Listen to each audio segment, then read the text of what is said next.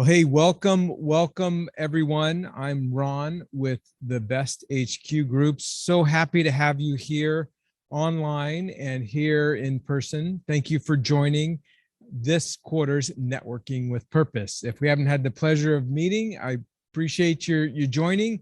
Again, I'm Ron. There's an amazing team that's both online and here on site that's helping make this hybrid event happen, making it accessible and available and continuing to be purposeful. If we haven't already shared with you about BESThq, it's a collaborative business community all about elevating the quadruple bottom line: people, profit, planet, and my personal favorite, purpose. And that's what today is about. We have this quarterly opportunity to come together, meet some other cool people making a difference with their work, as well as kind of going a little deeper. This month, we're excited to feature an initiative that launched last year called Portland Metro Community Resources Network. So again, thank you so much for joining. Our program is pretty simple tonight. After this brief introductory period, I'm going to introduce our guest speaker, Miss Amy Church with the Oregon Department of Human Services. And she's going to walk through some of the history of Portland Metro Community Resources Network, as well as some next steps, some updates on this really extraordinary and most timely initiative that we hope, we believe, and I believe everyone here also can make a huge difference in the needs of the broader community, most importantly, the individuals that make up the community. So just very quickly, why we do this is because we do so much of our work. We spend so much of our waking days doing the work. This is about bringing people together to focus on a purposeful item, but also get to know other people. So there will be intentionally part of the program. You're going to have the opportunity to meet some new folks to help you move you forward wherever you are in your difference making of your journey. If you haven't already checked out besthq.net, we'll encourage you to do that. Again, collaborative business community made up of hundreds of organizations and folks connected around this quadruple bottom line. We do have a number of events, actually one happening tomorrow and another one next week. Tomorrow we get the next gen and the current STEM or STEAM pros, we call it together, and we call it a STEAM Minecraft night. It's pretty cool. Any Minecraft fans out there in Zoom land or here? All right, it's what the next gen STEM or science, technology, engineering, art, math professionals are all being built on. And so they're doing some building in the sky. We bring them together here and online. It's another hybrid event, and it's a really cool and awesome way to help encourage next gen STEM professionals and those a little longer of tooth like myself and a number of the community members. We get inspired as well as recovering STEM professionals. And then next week we have our Mastermind for Purpose event that happens at 4 o'clock at the Central Station Taps in Beaverton, and that's a masterminding on affordable housing is the topic for next week. So that's next Tuesday at 4 o'clock at Central Station Taps. That's a little bit about us, why we're doing this. Without further ado, I'm so excited to turn over the program here and help use this forum, this Networking for Purpose, our quarterly gathering, to get together and talk about this amazing initiative called PDX CRN. I'm going to call up Miss Amy Church with the Oregon Department of Human Services. Amy, great to see you. Good to see you, Ron. Good And to see everyone. Take it away, Amy. Hi, everyone. Thank you so much for being here live and in person and on the computer. This is my first hybrid event, so I'm going to try to remember to look at the camera, but I also have all of these beautiful faces in front of me. So it's good to see you all. I'm here to talk about the PDX CRN, or the Portland oh my goodness, the Portland Area Community Resource Network, and or PDX CRN for short. And James, if you want to go to the next slide. So the Community Resource Network is a free web-based tool that connects resources to unmet needs through sharing information between organizations and community members. It's a community engagement platform that focuses on firming up safety nets and expanding opportunities, and it aligns services, connects resources, and accelerates impact by utilizing private sector innovation, leveraging public sector resources, and mobilizing social service networks. It helps connect the social priorities to multi-sector resources and strength-based opportunities to identify and prioritize the most pressing needs and opportunities of communities. Next slide, please. Thank you. The CRN was created to start addressing some of these questions, such as what happens when resource referrals are not met? Where can I access community level data to inform my organization? How can I share my organizational strengths to help out where we can? Or if I have resources or an event to share, how might I most efficiently communicate that to our partners today? And what if I can't wait until the next community partners meeting to ask for an urgent client's need that's needed in the moment? How many of us have had a client at our office and they have an immediate need, and you can't wait 2 or 3 weeks for the next community partners meeting when you all are in the same room and say, hey, we have a need for this. And then everyone brainstorms around how to fill that need. The CRN is a platform that helps address those immediate needs that people and families have. Next slide. The CRN helps to address the pervasives, which are those adverse childhood experiences and adverse community environments. A lot of the families that we're working with and individuals that we're working with are experiencing adverse community environments, or they've had experiences with adverse childhood experiences. So the CRN helps to address that pervasives. Next slide. The CRN helps define success by choice rather than by chance. So we've all had clients come into our offices and they have a need. And so we go to referral after referral after referral. We call 211. We call all of the referral sources on that 211 list, and we still experience this gap in needs. And so that leads to those adverse childhood experiences and adverse community environments. With the CRN, you would still try 211 and those natural referral sources. But if you're not able to meet the needs, then you can load that request up to the CRN, and someone in the community or another organization can pick up that need and fulfill that request. And so then we're creating supportive childhood experiences and supportive community environments. Next slide. The CRN also helps make the same resources available to all. So regardless of the size of your organization, whether you're a 1 or 2 person nonprofit or you're a large organization, it doesn't matter. All of the same resources are available to everyone with the Community Resource Network. Next slide. So this is the life cycle of a CRN request. I'm not going to go through all of this slide, but I'll tell you an example of what happens when a request is submitted. So for example, if you had a teacher who had a student in their class who needed glasses, and the family doesn't have vision insurance, they don't have transportation to the eye doctor, and they don't have funds to pay for the glasses.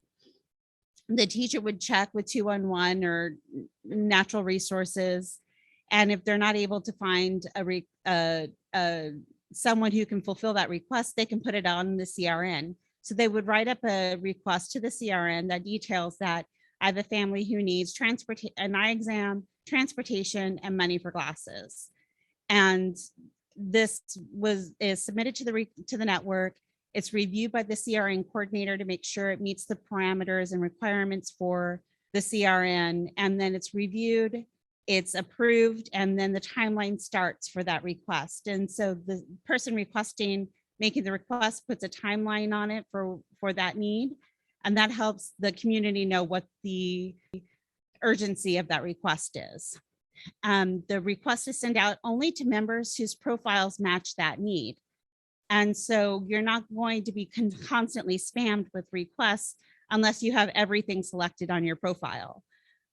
So it's really important to customize your profile so that you're only getting requests of things that are within your interest areas. Once the request is sent out to the network, so if the teacher sends it out, it goes out to the network. And we had a nonprofit that said we have vision vouchers for vision exams that we just can't even give away. So here's a voucher for a vision exam. And then we had another organization say, well, we can provide the transportation. And then the State Farm office said, well, we'll pay for the glasses. And so the community came together as a whole to fulfill this request that all gets funneled back to the teacher. The teacher is the one who goes and or makes the arrangements with the family to make sure it all happens. And then the teacher would then close the request on the system saying it's been fulfilled. Next slide. So currently we have two community resource networks that are live and running. One is in Marion County. We have over 350 active members with over 175 different organizations. Their backbone coordinating entity is Marion County Community Services Department, and it was established in 2016. Next slide, please. The Eastern Oregon Community Resource Network was established in October of 2020. We have over 250 members now, representing over 80 organizations, including community members, and their backbone agency is Building Healthy Families, and they serve Union, Baker, and Wallowa counties in Eastern Oregon. Next slide, James. So our anticipation for the PDX CRN, or the Portland Metro Community Resource Network, we have a target. We want to target at least 500 members with 200 organizations. We think that's possible. The Portland metro area is very, very vast. The backbone coordinating entity, BESThq has stepped up and said they would be willing to serve as the backbone agency, which is very exciting. And the areas served would be Clackamas, Multnomah, and Washington counties. So quite a large spread with diverse populations in those areas. Next slide, please. The CRN helps to address community benefits. Go ahead and come in, Sherry. It helps to aggregate localized data. It helps to aggregate localized support to supplement existing services and resources. It accelerates outcomes through mobilizing resources and supports. It engages all sectors of the community in community development. It identifies community priorities.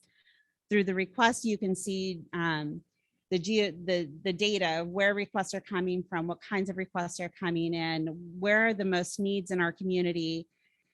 And no participation is required by a client in a structured program. So if they came in, maybe they're not a client of family skill building. Sorry, my mind blanked. I was looking at you guys. Skill builders, family skill builders. Maybe they're not a client, but they come in and they're looking for resources. You could still help them by submitting a request to the CRN. They don't have to be enrolled in any structured program. It can meet traditional and non-traditional requests. We get requests for tangible items, but we also get requests for things like a broken furnace and items like that. It's geographically centric and customizable, and so you would only receive requests based on your areas of interest, but also the geographical area that is of interest to you. So if you're in Washington County and you don't want to see anything from Multnomah or Clackamas County, you can deselect those and only see what's available for your county. It's easy, efficient, and low maintenance. There's no cost for network members. So if to become a member, you don't have to pay anything to become a network member. It protects clients' personal health information and personally identifying information. So when we submit a request to the network, you don't include their name. You don't include any specifics about the person. You just say, I have a client who has this need, and it goes out to the network and someone fulfills it. Next slide, please. So I want to run through one example. Go ahead and to the next slide. This is one of my favorites. A client of the family self-sufficiency program was in need of the assistance to pay for the fingerprinting fee associated with getting her CNA license. The cost that had to be paid was $64.50. She was unemployed and they worked with her budget and they just couldn't come up with the $64.50 to pay for it. And they were hoping to find an agency or individual willing to pay the fee. If anyone has leads, they were happy to chase them down. And the response from the requester was a big thank you to everyone that offered leads. Thanks to the power of the network, we've connected the client with the resource. So this means multiple people or multiple organizations responded to this request wanting to fulfill it. And this person is now able to get her fingerprints done so she can earn a livable wage as a CNA. That's the power and the impact that the CRN can have. Next slide. So actions today, we have a steering committee that has been meeting once a month since starting in August 2021. We've reviewed articles of organization, we've prepared a platform, and we've selected the backbone agency, which I mentioned was BESThq. Next slide. Our next steps are to establish an implementation steering committee. So we have a steering committee that's been helping to stand it up. Now we need to really start moving on having that implementation piece.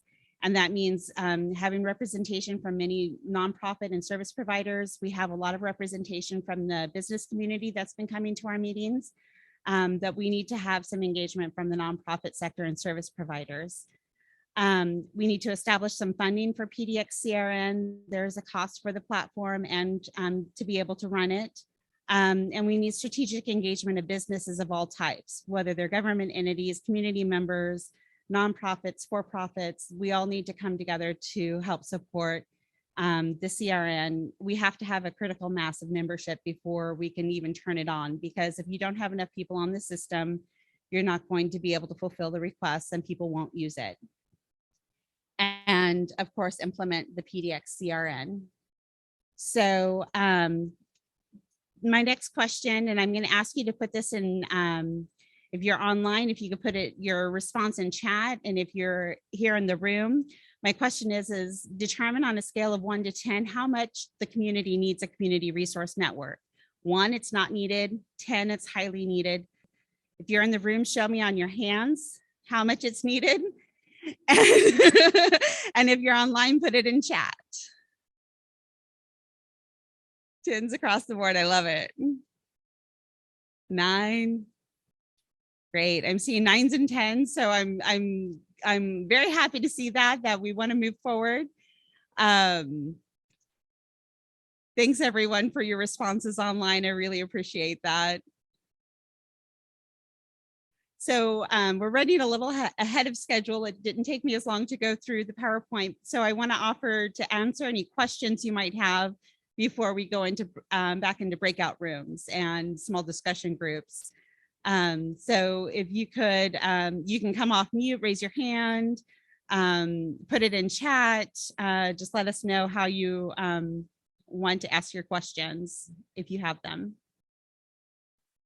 So for a nonprofit, the question was, there's a if a nonprofit wanted to be involved in the standing up the steering committee, what would that entail? And the answer to that is we're meeting once a month. Our next meeting is June 23rd from 3 to 4. So it's a once a month commitment, and then possibly serving on a small work group if there's smaller activities that need to be taken care of. And I would anticipate those meeting again once a month if needed. So that would be the commitment there. And then I did see another question come up in chat. Yes, the question in chat was, did you say there's no cost for the nonprofit organization to be a part of this? And that is correct. There is no cost to any nonprofit, business, individual who wants to be a member of the CRN. The CRN is designed to support the community. One of the things I didn't talk about is as part of the, excuse me, as part of the CRN and there's quarterly convenings where you bring all of the stakeholders and membership of the CRN together to talk about how well it's working and make sure that the requests are being met, and to improve the function of the platform, to help just give us direction, and to also network and be able to support things. So we typically are looking for tangible or personal services. We've had people in Eastern Oregon who have requested assistance with dog sitting while they're having surgery. We've had requests for childcare or assistance to pay for childcare come through the network. Sometimes those get filled, sometimes they don't. It just depends on the community. In Eastern Oregon, we have about a 75% success rate in being able to fulfill requests, which I think is pretty high. In Marion County, we're just reinvigorating and re-engaging with Marion County. They've had some staff changes, and so we're really excited with their new staff that's coming on to be able to help us get Marion County lifted back up and used more by the community. Thank you, Sherry. Sherry reminded me that there are other ways to use the CRN. You can share items. So if you have a lot of something that maybe you have an overwhelming number of backpacks for back to school and you need to give them away, you can put that on the network and the community can come together and say, oh, I need a backpack, and they can pick up backpacks from you. There's also an event feature for emergency and non-emergency events. So if you're doing a clothing drive and you need clothes in specific sizes, you can list those on the event and people can sign up to bring those items. You can, in an emergency event, you can also have resources. People, you would list the event for the emergency and all of the resources that are needed, and people can again commit to bringing those resources to where the central response site is, or they could have them available at their own site that will be mapped on a map. So any member can go to a map and see what resources are available near them. So there's a lot of different ways that the CRN can be used.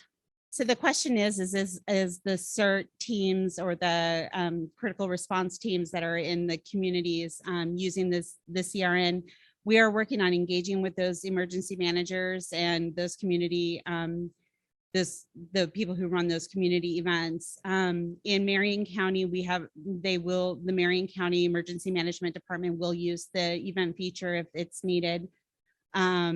We haven't had any emergency events in either of our places where we have CRNs yet, so thank goodness. Yeah, we haven't tested that feature yet, but we're sure it's going to work. But we're really glad we haven't had to use it yet.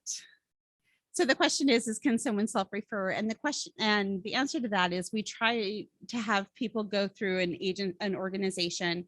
That's how we do our vetting. So it doesn't become a Facebook marketplace or buy nothing group.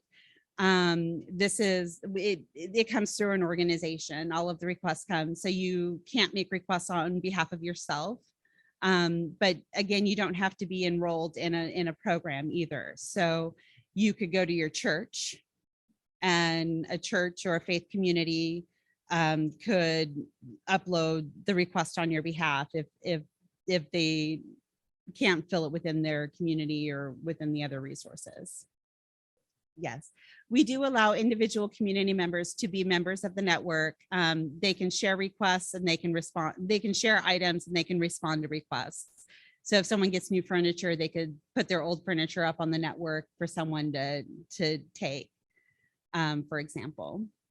The question is are there less formal organization like moms groups that are part of the network? And we do have a couple of in Eastern Oregon, we have a couple of groups that are members where one person might be a member, but they would then take the request out to their Seroptimus group or their another group they belong to and say, hey, I saw this request, can we help fulfill it? And we have had requests for lots of different things, sports fees. We had a youth that was in care that needed some youth that needed some clothing. He wasn't in foster care, but he needed some clothing. And so several members of the community said, oh, here's gift cards, let him go pick out his clothes. So that was a recent request that came through. And again, that was filled within a day. The request went up yesterday and it was closed today. So we're able to make really quick response to requests if you have the critical mass and the interest from your community. Amy, I've got a question. Yeah, go ahead, James. Well, what I love about this is that for the last 20 years that we've been doing serving our neighbors, I'm the guy that's the bottleneck. Everybody comes to me and says, do you know about this? Or you know, but can you give me a job here? This gets me out of the equation so that those things bypass me and go out to the whole network without me being the bottleneck. Even a guy at my church, he works for Wayfair, and any type of product at Wayfair that's returned, if it's damaged in any way, he has to trash it. He'd rather give a beautiful couch or dining room set that's worth $10,000 to somebody rather than taking it to the dump because he can't put it back on the floor, so to say, online. So there's lots of businesses out there that have all kinds of excess stuff that they just have sitting in a warehouse that could be in somebody's used if they are part of the network. The potential is amazing.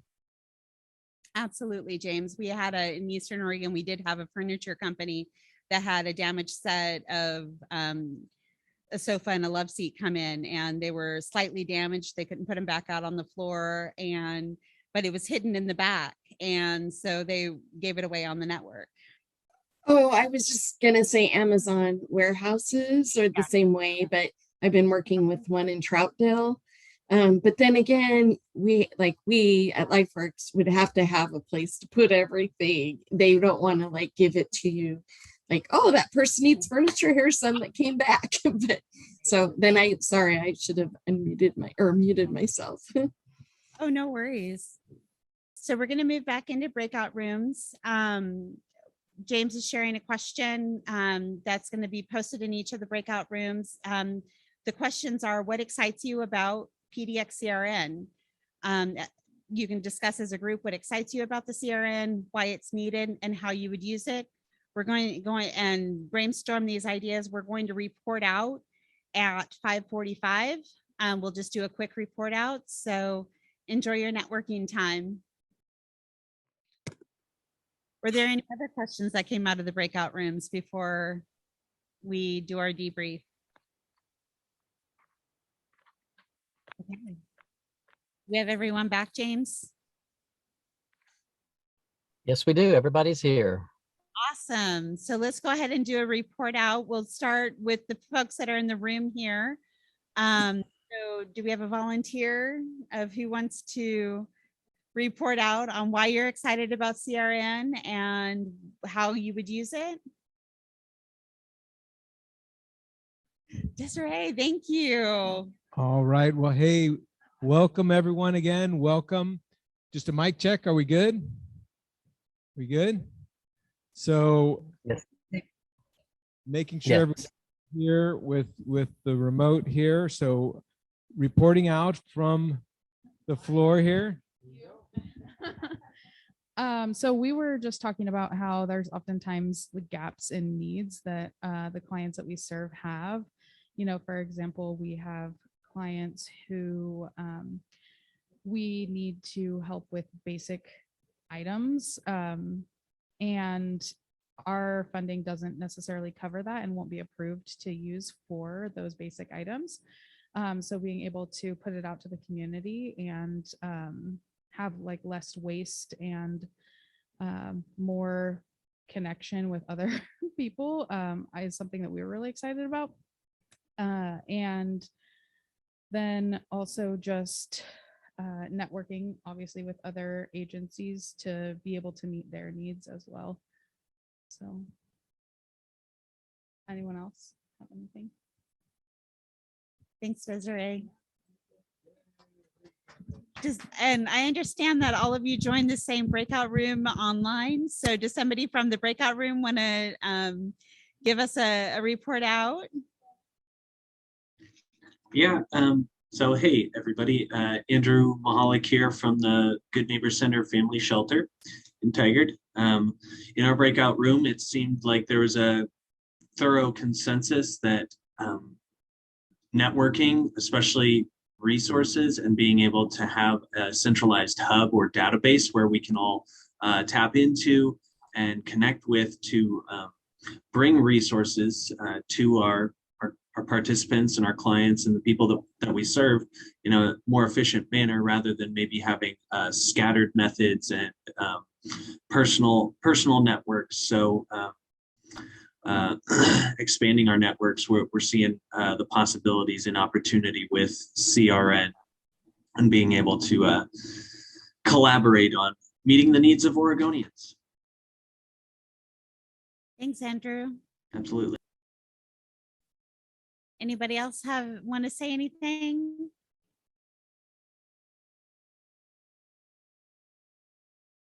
Okay, so a couple of announcements. Our next steering committee meeting is next Thursday, June 23rd from 3 to 4 on Zoom. If you're interested, sign up on the smart sheet link that's on the chat, or email us at info@pdxcrn.org.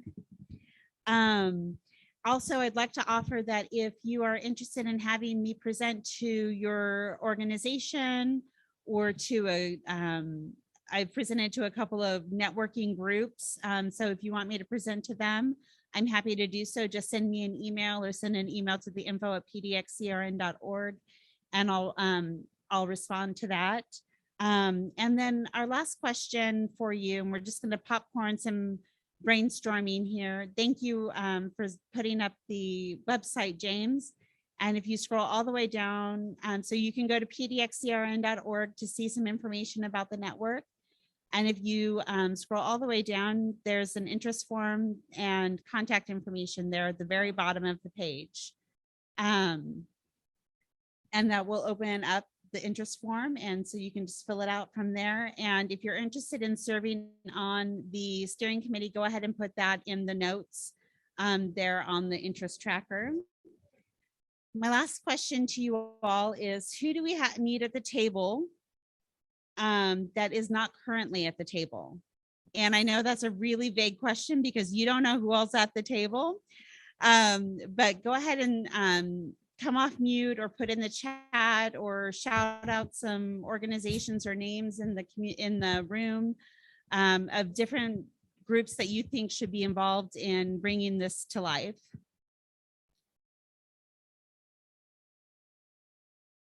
Anybody? Well, I'll start it off here, Amy, from the peanut gallery. And we were talking earlier, it'd be wonderful to have a foundation represented in the steering committee. Sometimes they get a lot of requests, and not only bringing the relationships to the committee, but also they can use this as a way to redirect people that may have been requested. So anybody who has a friend or a relationship on any foundation that might want to see, that can see the opportunity, the efficiencies, the incredible power of PDX CRN, love to just forward that interest form link and love to entertain an option there. So, awesome, thank you. anybody I else? see some things coming in chat. So so Love Inc., Embrace, My Neighbor, ERCO, the Portland Refugee Support Group, those are all great organizations. If you have contact people at those organizations, forward their information to me, or have them or do an email introduction. YMCA would be another great partner. Thanks, James. Anybody else?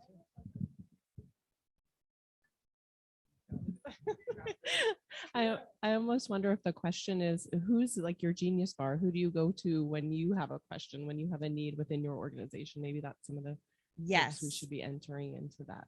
So I would add Candace Leslie at Northwest Children's Outreach, and Al Schmidt with Beaverton Resource Center. Thank you. Our local geniuses.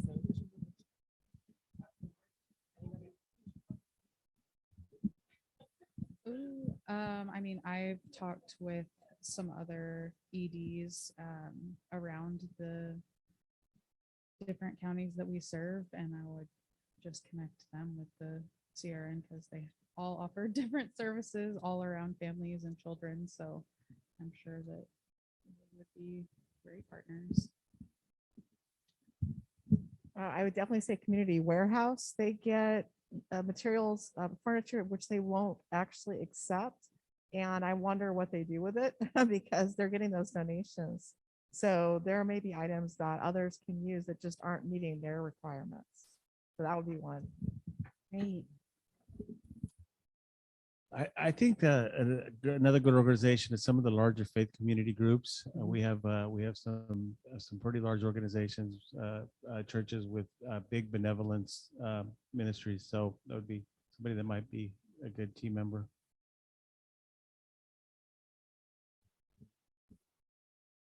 Bloomin' Boutique. All right. There you go. Great job. Thanks, everyone. I'm going to turn it back over to, does anyone, we've got a couple more online that have come through: Boys and Girls Aid, Urban League, Muslim Education Trust. Yes, yes, and yes, all of those. Let's bring them to the table. Let's get them engaged with the steering committee, and let's get this lifted up and off the ground. I think our communities can really benefit from it. All right. Thank you so much for your time. I'm going to hand it back over to Ron for our closing remarks. Thanks, Ron. Round of applause for Amy. Well done. Well done. Amy, thank you so much. Turn this on. Well, that was awesome. How about networking with purpose, right? Yes, yes. This is amazing. I really appreciate everyone online, on site here for coming out. We're committed. We're going to continue to share it. Look at the interest form in chat, or I'll send it out to everybody that's registered. Join us next week, right? Next week. And if you put your name on the interest form, we'll be sure to make sure you get a Zoom link to that. And let's see what we can do here. I can tell you personally, just yesterday, I was telling a story earlier of a couple homes that I went into that were at risk last year from the heat, the extreme heat. It was another program that I was doing some work with, and one of the participants there, she said, yeah, somebody down the road just didn't make it from the heat wave that she knew. And that just brings it back home, literally, how important it is for us to optimize in a crisis. It's a wildfire, it's a heat wave, it's just a bad day, that we can make a difference together. So thank you everyone for joining Networking with Purpose. Again, for those on site here, we're at Tektronix in Washington County, and there's a clinic going on. So make sure if you haven't already told somebody there's a shot clinic, a vaccine clinic, and also blood drives. So the Red Cross right directly in front of me here, or behind those sitting here, the Red Cross is doing some amazing work. And again, huge thanks to Tektronix for hosting. If you haven't already checked it out, go to besthq.net, learn more about what we're doing, connecting purposefully to help make a difference with community. Don't forget our STEAM Minecraft night over here, Next Gen Youth. And then next Tuesday, our Mastermind for Purpose out at Central Station Taps in Beaverton. Have a little more fun together. Okay, thanks a lot. And y'all have a wonderful, sustainable, purposeful rest of your evening. Bye-bye.